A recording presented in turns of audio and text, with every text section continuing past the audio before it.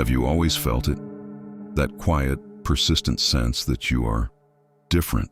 Not in a way that isolates you, but in a way that feels like a subtle invitation from life itself.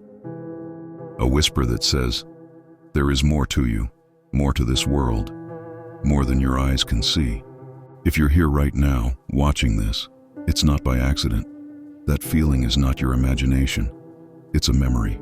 An echo from a time when humanity walked this earth with abilities so profound they've been called myth ever since. You are not here to learn something new. You are here to remember something ancient. The mystics of every great tradition spoke of it. The Atlanteans called it the laws of one. The Egyptians carved it into their temples. The yogis of India and the lamas of Tibet protected it within their monasteries like a sacred flame. Why? Because they knew a truth that has been almost forgotten. The human being is a bridge between worlds, a divine instrument with dormant senses, waiting for the right frequency to be reawakened. This isn't fantasy. This is your inheritance. And this journey we're about to take together, it's a remembrance of the 7 hidden powers of the human spirit. 7 keys to unlock the doors of perception and restore you to your fully realized self. But before we begin, a gentle word of warning. This path isn't for the curious mind seeking a moment of entertainment. It's for the sincere soul seeking alignment. Power requires responsibility. It demands a certain purity of heart. These aren't DT tools to bend the world to your will. They rebridges to align your will with the divine. If you're ready, truly ready, then let's begin. Let's remember the first key. First, telepathy, the silent conversation. Words are powerful, but they're also limited. Have you ever noticed how much of what you feel can't be spoken? What if your thoughts, your emotions, your very essence could connect directly with others, without words? Telepathy isn't science fiction, it's your ancient wiring. You've already felt it, that vibe when you walk into a room and instantly know something is off. Or when you think of a friend you haven't heard from in months and they text you minutes later. Coincidence? Or memory of how we used to communicate before language took over. Ancient texts, even Blavatsky's secret doctrine, describe Atlanteans speaking mind to mind. This wasn't a gift for a chosen few. It was a natural human sense, like sight or hearing. So why is it dormant now? Distraction, fear, separation. We're constantly flooded with noise, news, notifications, opinions that block the subtle currents of thought. But thoughts are vibrations in a shared field. Clear your mind, and you tune in. Power flows where purity grows, and stillness is the key. Try this, the inner mirror. Each morning, sit quietly. Visualize someone you love. From your heart, send them a wave of peace. Don't force it, just feel it, release it, and let go. Watch what happens over the next day or two. Do they call you? Do you sense their mood more clearly? These moments are glimpses of the forgotten. And if you've ever tried something like this, share your story in the comments. It might inspire someone else to remember too. As you practice, you'll start to sense the emotions behind words, even the unsaid parts of a conversation. Thoughts aren't private. They ripple outward like stones dropped into water. Use this wisely. Judge less, love more. Because telepathy builds bridges, not walls. Second, clairvoyance, seeing beyond the veil. Close your eyes, take a breath, and imagine truly seeing. Not just shapes or colors, but the invisible patterns of energy that weave through everything. That's clairvoyance, clear vision. It's often misunderstood as fortune-telling or crystal balls, but true clairvoyance is about perceiving energy, auras, and truths hidden in plain sight. You've probably glimpsed it already. A prophetic dream, a flash of insight, or just knowing something without knowing how. The pineal gland in your brain is like a cosmic antenna. Ancient Egypt revered it in the Eye of Horus. In Hinduism, it's the Ajna chakra, the seat of intuitive wisdom. Even Jesus hinted at it. If thine eye be single, thy whole body shall be full of light. Modern life clouds this inner eye with toxins, doubt, and overstimulation. but purification, through meditation, intention, and lifestyle, awakens it. You begin to see colors around people, symbols in meditation, subtle shifts in your environment that tell a deeper story. Try this: the violet flame mirror. Sit quietly, breathe deeply. Visualize a violet flame at your forehead. Ask a soul question, not from your mind, but from your heart, and then wait for images, impressions, or sensations to arise. Practice for 7 days. Patterns will emerge. But remember, your vision reflects your inner state. A pure heart sees truth more clearly than a restless one. Practice sacred seeing daily. And if this excites you, if you are ready to explore your hidden sight, hit that like button so I know you are here for more deep dives like this. Third, intuition, your inner GPS. That quiet voice inside, the one that whispers instead of shouts. That's intuition, your higher self guiding you. Not logic, not emotion, pure divine insight. Think about it. Have you ever followed a gut feeling and dodged a disaster? Or taken a leap of faith that led to the perfect outcome? That's not luck. That's your inner compass at work. In Egyptian temples, initiates were trained to listen beyond the chatter of the ego. They learned to sense the subtle vibrations of truth, because intuition flows from a higher plane, where all knowledge is connected. It's like the GPS of your soul. Here's the key.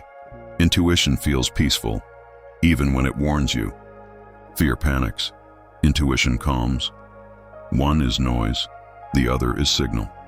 Trust it, and synchronicities multiply.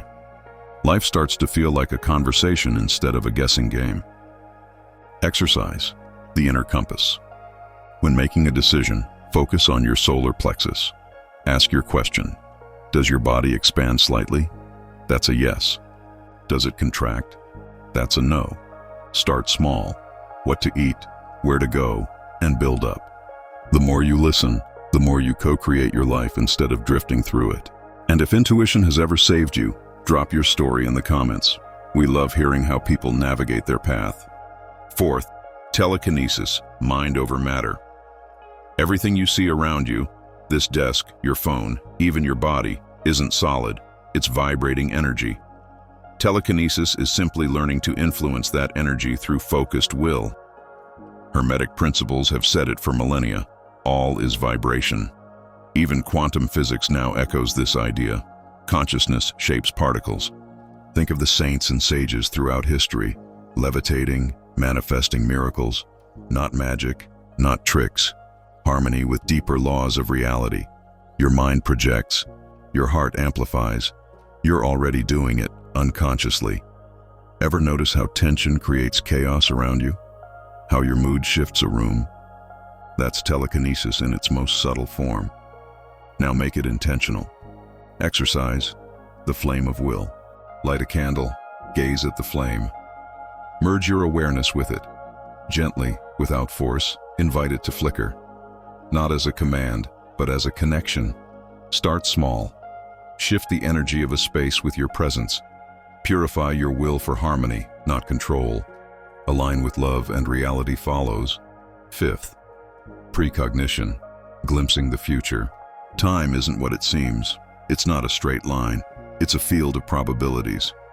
Precognition is the ability to tune into the vibrational threads of what's unfolding, like remembering the future before it happens. Have you ever had a dream that came true, or felt a sudden knowing about something yet to occur? That's precognition, your soul whispering from the causal plane. It's not fixed fate. Awareness lets you redirect. It flows best in quiet, during meditation, sleep, or deep relaxation. The ancients even built dream temples to receive visions for entire communities. Exercise, the dream mirror ritual. Before bed, affirm that you'll receive a true vision. Upon waking, write down whatever you remember, even fragments. Over time, patterns emerge. The echoes will show up in your waking life. Act on these insights humbly. Don't use them to manipulate. Use them to weave better timelines. If you've ever had a precognitive moment, like this video and share your story in the comments to connect with others. Sixth, energy healing, the flow of life force. You are a conduit for life force. Whether you call it prana, chi, spirit, or biofield, this energy flows through everything. Healing happens not by fixing, but by restoring harmony to that flow. Ancient healers used hands, breath, and love as their tools. Your heart's electromagnetic field is powerful. It transmits information beyond words. Alignment is the key. Be the hollow bone, as shamans say. Let the divine flow through you. Exercise, hands of light. Visualize a stream of light entering your crown, flowing into your hands. Place your hands on your body, or imagine sending that light to someone else. Feel the tingle. Whisper gratitude. This simple act can shift energy in profound ways. Sense others' pain, transmit peace. Heal with reverence, not ego. You're not becoming a healer, you're remembering that you already are. 7th, astral projection, soul flight. You are not your body. Consciousness is far greater than the flesh it animates. Every night in sleep, you travel unconsciously into other realms. Astral projection is simply learning to do it consciously. It's like lucid dreaming, but deeper. You feel the vibrations, the lightness, and then you roll or float out of your body. In this state, you can visit guides, higher realms, or simply experience the freedom of your true self. Exercise, gateway of flight. Lie back. Visualize a beam of light lifting you gently. Affirm that you'll remain aware as your body sleeps. Set a clear, sacred intention before you begin. Protect yourself with light. Explore with humility. Because death is not the end. Consciousness is infinite. Astral projection gives you a glimpse of that truth. Awaken and rise. You've now remembered the 7 powers. But here's the truth. You're not a seeker. You're already awake. These keys aren't about becoming something new. They're about peeling away what you're not, so you can stand revealed as what you've always been. Use these powers to heal, to uplift, to embody the divine. The world is aching for light bearers who can bridge the seen and unseen. If this resonated, like, subscribe, and share this with a friend who needs to hear it. Comment your favorite power below. Let's build a community of rememberers, a circle of souls who are ready to step into their inheritance. Thank you for watching, and until next time, remember, you are infinite.